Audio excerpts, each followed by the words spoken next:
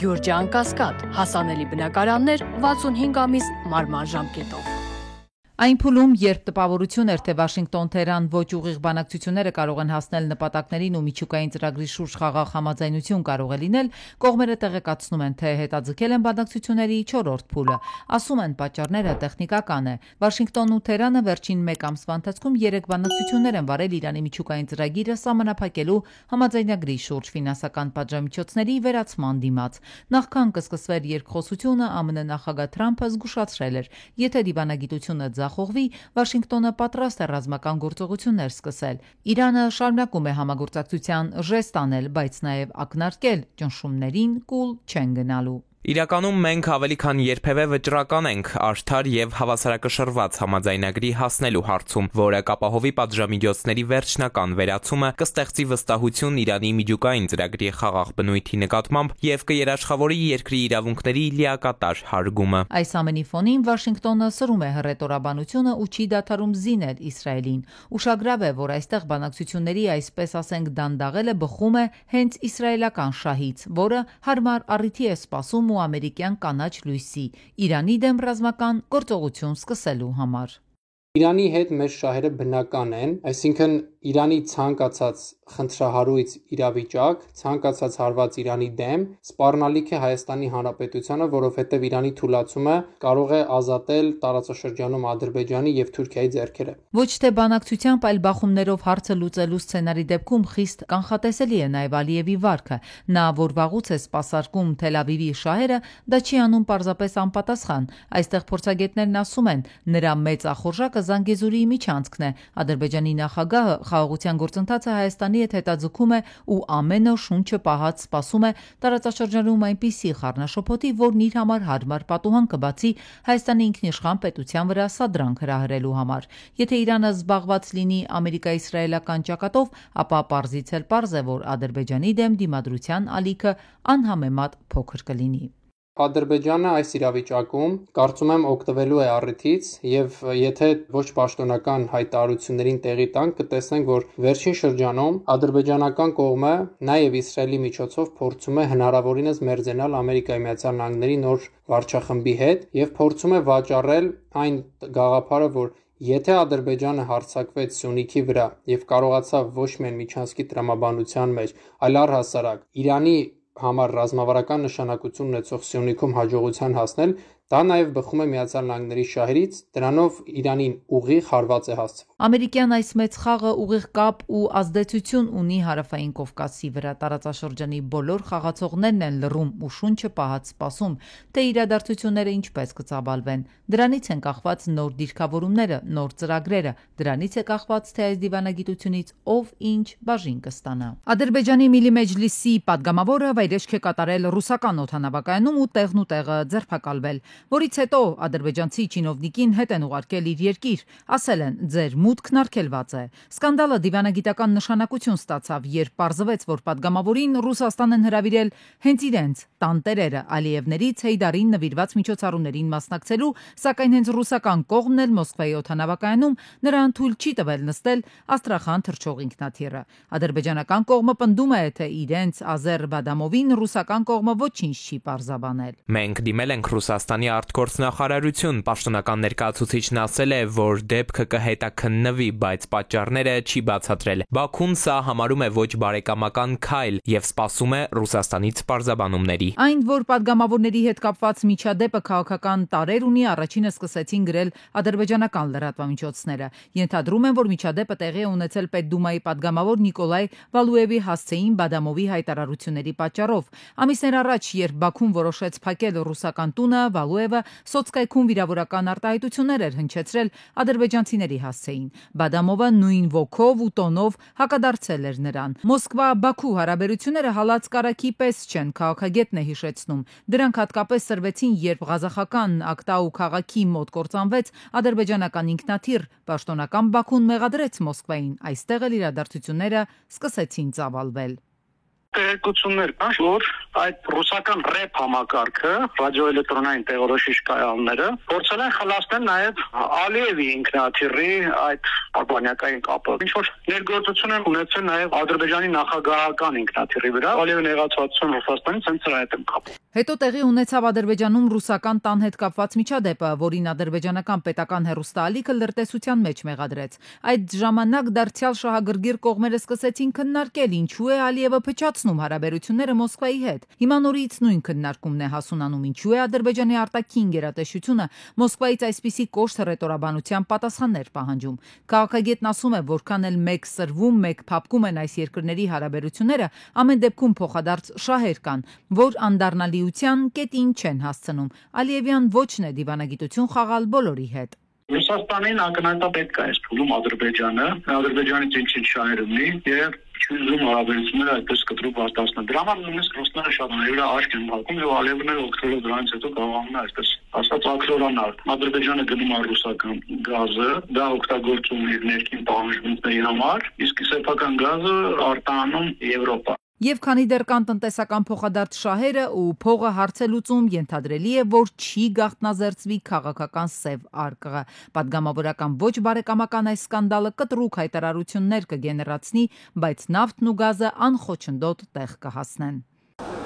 Գործող իշխանությունը արտահերտ ընտրությունների չի պատրաստվում։ Կառավարություն ազգային ժողով հերթական հարցուպատասխանի ընթացքում Նիկոլ Փաշինյանը նորից է կրկնել այս միտքը։ Հիբրիդային պատերազմների մասին հարցին պատասխանելիս, ըստ վարչապետի, այդ պատերազմներից քաղաքացիներին հետ պահելու լավագույն միջոցը նրանց հետ անմիջական շփումն է, ինչն էլ ինքը անում է։ Եվ նաև հանձնարարում եմ, որ կառավարության անդամները ունենան նաև կաբինետից դուրս աշխատանքային հնարավորինս շատ օրեր Եվ ես հիմա նաև փորձում եմ օրինակ ծառայել նման գործելակերպի, ինչ վերաբերվում է հիբրիդային պատերազմներին, գիտեք ինչ, ես այդ ամեն ինչին վերաբերվում եմ հետևյալ կերպ, մեր էներգիան սխալ ուղղությամբ եւ սխալ տեղ ուղղորդելու փորձ եմ ես դա որպես դիտարկում, ունենք մենք ասելիք, մենք ասելիքը պետք է ասենք ժողովրդին եւ ժողովուրդը էլ եմ ասում ինչին պետք է ուշադիր լինի, ուշադիր կլինի։ Երկու օրից Փաշինյանը կլինի Մոսկվայում, նա ընդունել է Ռուսաստանի Դաշնության նախագահի հրավերը մասնակցելու մայիսի 9-ի միջոցառումներին։ Զարուհի Բաթոյանն է վարչապետից հետաքրքրվել, արդյոք այս այցը չի վնասի Հայաստան-Արևմուտք հարաբերություններին։ Ըստ Նիկոլ Փաշինյանի, իրենք բալանսավորված արտաքին քաղաքականություն են վարում։ Եվ այդ քաղաքականության մեջ չի մտնում ամենևին, որ մենք Մեր ուղղությամբ մեր հարաբերությունները կառուցելու ենք ի հաշիվ մեր այլ հարաբերությունների կամ առավել եւս այդ քաղաքականության տրամաբանության մեջ երբեք չի եղել, որ մենք Ռուսաստանի Դաշնություն այցեր չենք ունենալու եւ Ռուսաստանի Դաշնության հետ հարաբերությունները չենք զարգացնելու եւ չենք խորացնելու։ Ինձ համար ճիշտն ասած այդքան էլ հասկանալի չեն այդ մեկնաբանությունները, որովհետեւ բացի իհարկե միջոցառումը շատ կարևոր է, նաև երկրորդ աշխարհամարտում տարած հաղթանակի համատեքստում, բայց նաև այդ հանդիպումներում քննարկվում են հարցեր, այդ թվում երկկողմ օրակարգի հարցեր, տարբեր հարցեր եւ նման առիթները բաց թողելը այնքան էլ ճիշտ չի լինի։ Գրաֆիկը խիտ է, բայց նաև երկկողմ շփումներ կլինեն ՌԴ նախագահի հետ, բայց թե որքանով կֆորմալացվեն, Փաշինյանը վստահ չէ։ Բայց որ շփումներ կլինեն, կարծում եմ ակնհայտ է։ Եվ անդրադառնալով Ռոբերտ Քոչարյանի վերջին հայտարարությանը, թե 2020 թվականի պատերազմը հրահրվեց հայկական կողմից, Նիկոլ Փաշինյանը նորից Հայաստանի 3 նախկին նախագահներին ուղիղ եթերում բանավեճի է հրավիրել։ Բան ունեք խոսալու, եկեք գնանք խոսանք։ Ինչի մասին եք ուզում խոսանք։ Ուզում եք Ղարաբաղի բանակցությունների մասին խոսանք, ուզում եք պատերազմը հետաձգել, չհետաձգելու մասին խոսանք, ինչի մասին եք ուզում խոսանք։ Եկեք գնանք խոսանք։ Վլադիմիր Պուտինը հույս է հայտնել, որ ուկրաինական զարգացումները չեն հանգեցնի միջուկային զենքի կիրառման անհրաժեշտության։ Ռուսաստանի նախագահը հայտարարել է, որ երկիրը բավարար ուժ եւ ռեսուրսներ ունի Ուկրաինայում սկսած պատերազմը տրամաբանական ավարտին հասցնելու համար, Ռուսաստանին ցանկալի արդյունքներով։ Հիշեցնենք, Ամերիկայի ներկայացուցիչները վերջին շրջանում հայտարարում են, թե հիասթափված են ակնկալվող արդյունքներից եւ հնարավոր է Վաշինգտոնը մոտ ապագայում դադարեցնի միջնորդական ջանքերը։ Պենտագոնի ղեկավար Փիթ Հեքսերթի հրամանով առնվազն 20%-ով կրճատելու է 4 աստղ ունեցող գեներալների եւ ծովակալների թվաքանակը։ Հեքսերթի դիտարկմամբ ավագ սպաների եւ ավելորդ պաշտոնների թվի կրճատումը պաշտպանական համակարգն ավելի արդյունավետ դարձնելու նպատակ է հետապնդում։ Պաշտպանության նախարարն այն համոզմանն է, որ ԱՄՆ-ազգային գվարդիայում գեներալների թիվը պետք է կրճատվի 20%-ով, իսկ բանակում եւ նավատորմում ավագ սպաների ընդհանուր թիվը 10%-ով։ Ամերիկայի Միացյալ Նահանգների զինված ուժերում ներկապահին 37 գեներալ եւ ծովակալ կա, որոնց ուսադիրներին 4 աստղ է շքանշանված։ Հարվարդի համալսարանը չի ստանա նոր դաշնային հետազոտական դրամաշնորհներ, քանի դեռ չի կատարել Թրամփի վարչակազմի պահանջները։ Դոնալդ Թրամփի վարչակազմը քննադատել է համալսարանին ԱՄՆ կառավարության տրամադրած ազատ շուկայական համակարգից օգուտ քաղելու, բայց միևնույն ժամանակ ուսանողներին կառավարությանն արհամարհել սովորեցնելու համար։ Բացի այդ, իշխանությունները համալսարանին մեղադրում են հակասեմականության համար, համալսարանի պատերի ներսում Պաղեստինին աջակցող ակցիաներին արգելելու մերժման պատճառով։ Ֆրանցիսկոսի ցանկությամբ Mitsubishi Papomobil-ը կվերածվի երեխաների համաշարժական բուժկետի եւ կօգտագործվի գազայի հատվածում։ Հանգուցյալ Papi մեքենան կվերանորոգվի եւ այնպիսի հարմարություններ կունենա, որ բժիշկն ու բուժքույրը կկարողանան աշխատել դրանում։ Ֆրանցիսկոսը մեքենան ստացել էր Պաղեստինի նախագահ Մահմուդ Աբասից, երբ 2024-ին այցելել էր Բեթլեհեմ։ Քննչական կոմիտեի հատկապես կարևոր գործերի քննության գլխավոր վարչության կիբեր հանցագործությունների եւ բարձր տեխնոլոգիաների ոլորտում կատարված հանցագործությունների քննության վարչությունում քննվող քրեական վարույթի նախաքննության ընթացքում պարզվել է, որ ՄԲ-ն ձեռք է բերել եւ իր բջջային հեռախոսում պահպանել է մանկական պոռնոգրաֆիա պարունակող տեսանյութեր։ Այս մասին տեղեկացրել են քննչական կոմիտեից։ Այնուհետև Telegram հեռահաղորդակցման հավելվածի ալիքում հրապարակված հայտարարությամբ անորոշ անձանց առաջարկել է մանկական պոռնոգրաֆիա պարունակող տեսանյութերը եւ դիտելու ցանկություն հայտնած օգտատերերին նամակագրության միջոցով ուղարկել դրանք։ Վերջինիս նկատմամբ որպես խափանման միջոց կիրառվել է կալանքը։ Կենտրոնական բանկի խորհուրդը անփոփոխ է թողել վերաֆինանսավորման տոկոսադրույքը, սահմանելով այն 6.75%։ 2025 թվականի առաջին եռամսյակի ընթացքում 12-ամսյա գնաճը արագացել է մարտին կազմելով 3.3%։ 12-ամսյա բնականոն գնաճը ևս ավելացել է, պահպանվելով դեռևս թիրախից ցածր 2% մակարդակում։ Այս տարվա առաջին եռամսյակում Հայաստանի տնտեսական ակտիվությունը դանդաղել է, առկա են գնաճային ռիսկեր։ Կենտրոնական բանկի նախագահը տնտեսական աճի համար կարևոր հանգամանք է նշում։ Պիտի կենտրոնացումը լինի կառուցվածքային փոփոխությունների վրա։ Դա ընդհանուր աքսիոմատիկ ճշմարտություն երևի կասեմ, որ միջին եկամտային կամ միջին բարձր եկամտային խմբի երկրների համար, եթե դուք մտածում եք աճի հեռանկարի կամ աճի կետերի մասին, որոնք կարող են ձեզ երկարաժամկետ կայունաճ ապահովել, ապա կառուցվածքային բարեփոխումները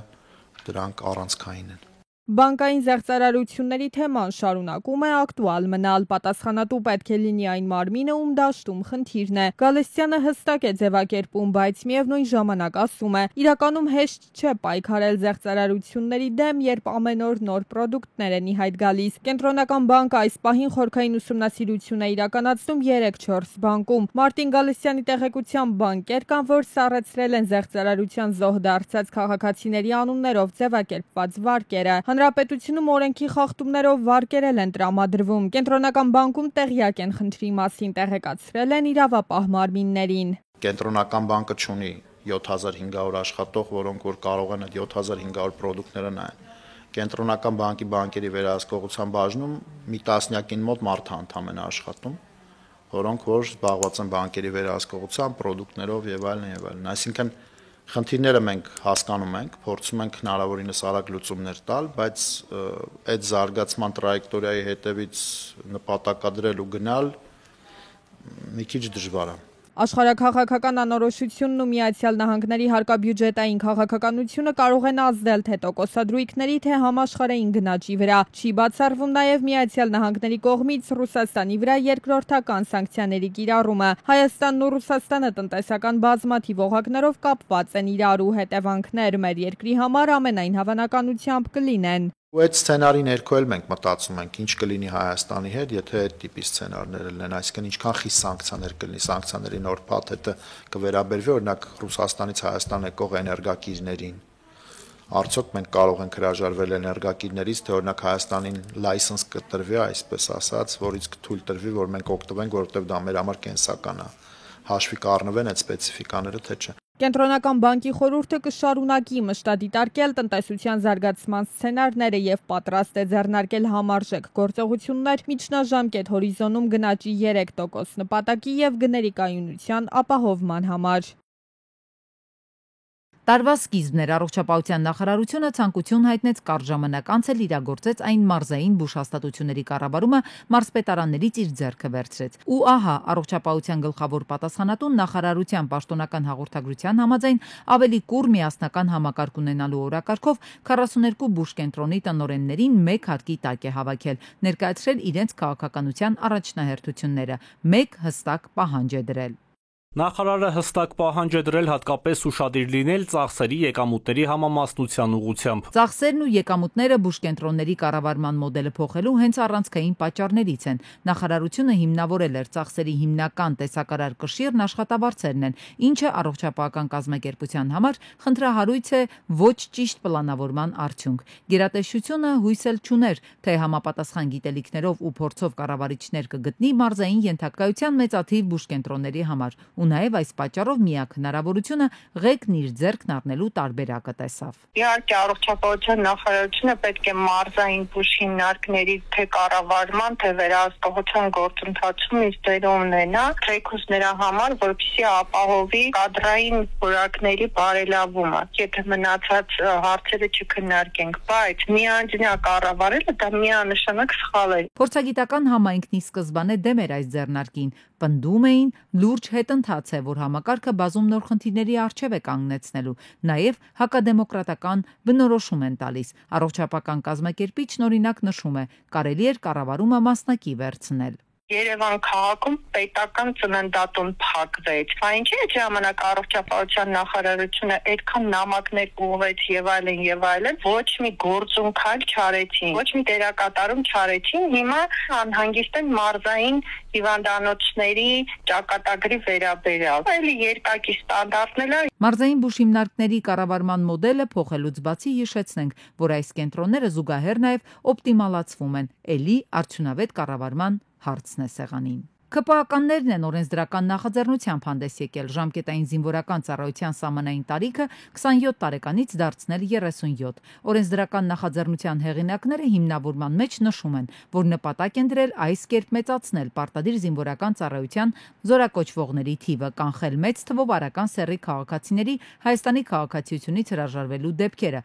կանխել նաև մեծաթիվ քաղաքացիների մինչև 37 տարեկան լրանալը հետախուզման մեջ մնալը։ Ամենայն հավանականությամբ հրապարակավ իրենք ասելու են հաշվի առնելով մեր զորակոչային պոտենցիալի ոչ բարվոք լինելը, այն մարտական խնդրի առջև, որ զինված ուժերը եւ գերագույն հրամանատարը կարող են դնել կամ գլխավոր շտաբը, չի բավարարում։ Դա համար տարիքային շեմը բարձրացնում ենք, որովհետեւ զորակոչվածների քանակը, պայթազորում գտնողների քանակը ավելի մեծ լինի։ Ռազմական ոլորտի մասնագետները մյուս կողմից էլ կարծում են, որ այս նախագիծը կարող է հակառակ էֆեկտ ունենալ։ Զորակոչային տարիքի քաղաքացիների համար սա կարող է արտագաղթի պատուհան դառնալ։ Մինչև 27 տարեկանի դեպքում էին շատերը լքում երկիրը, այս դեպքում էլ արտասահմանում կսպասեն, որ 37-ը լրանա։ Ինքը հակառակ էֆեկտը կարող է տա։ Ես չեմ բացառում, որ ուղղակի մեր երկրի քաղաքացիները առավելագույն դեպքեն, որպեսզի իրենց զավակները Հայաստանից դուրս գան, մինչև 37 տարեկան Հայաստան չգանել։ ԿՊԱ-ականները նախաձեռնել էին նաև զինվորական ծառայությունից ազատվելու համար ֆինանսական փոխհատուցում բարձրացնել վճարի շեմը,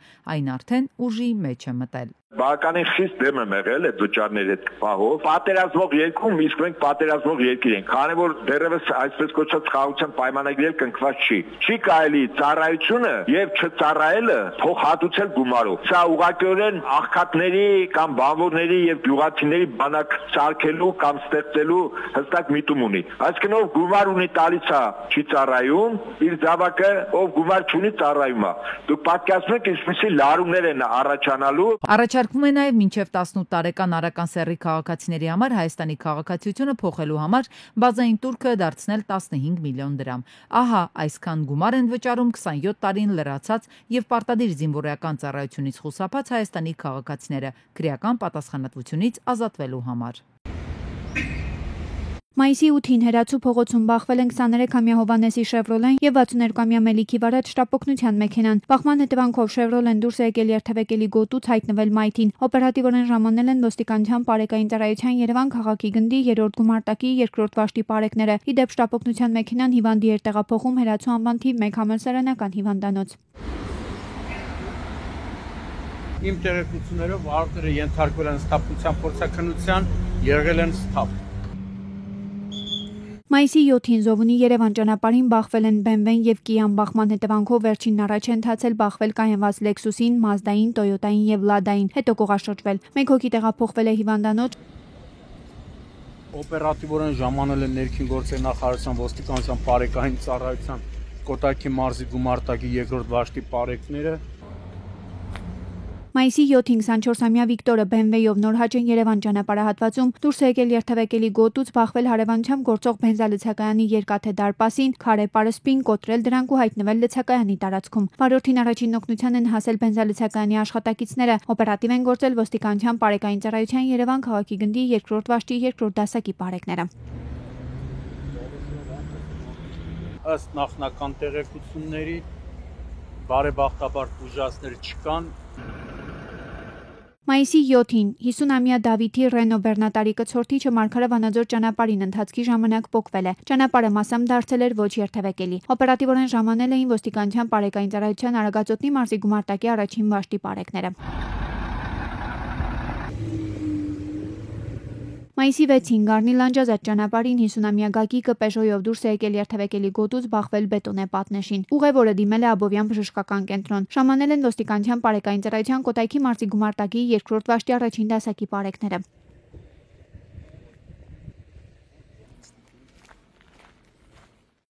Մայիսի 7-ին Արշակունյաց 135 հասցեում Վրանբարձ կրունկ ավտոտնակը հեռացնելիս շրջվել է, ինչի հետևանքով վնասվել է բնակելի տներին մատակարարվող գազախողովակներն ու գազասյուները, կոտրվել են ծառեր։ Ժամանել են ոստիկանության Շենգավիթի բաժնի օպերատիվ խումբը, Պարեկային ծառայության Երևան քաղաքի գնդի 4-րդ գումարտակի առաջին վաշտի պարեկները։ Տեղում էին նաև Գազպրոմ Արմենիա, Տրանսգազ եւ Երևանի ԳԳՄ-ի վթարաբերականգնողականի աշխատակիցները, Երևանի քաղաքապետարանի Երկհաղ լույս ընկերությանն աշխատակիցները։ Ի դեպ այս տարածքի համար է, որ երկարժամնակ բնակիչները պայքարում են, որպեսզի քարե շինություն չկառուցվի։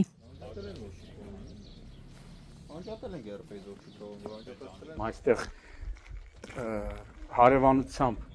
բնակիչների կողմից ստեղծվել է մի գողտրիկ գեղեցիկ, կարելի ասել բնություն եւ ինչ որ մարդիկ ուզեցել են այստեղ շենք շինություն ավելացնել, կառուցել, քաղաքացիները բազմիցս դիմել են Երևանի քաղաքապետարան, Շենգավիթի քաղաքապետարան, սակայն ոչ մի օգուտ։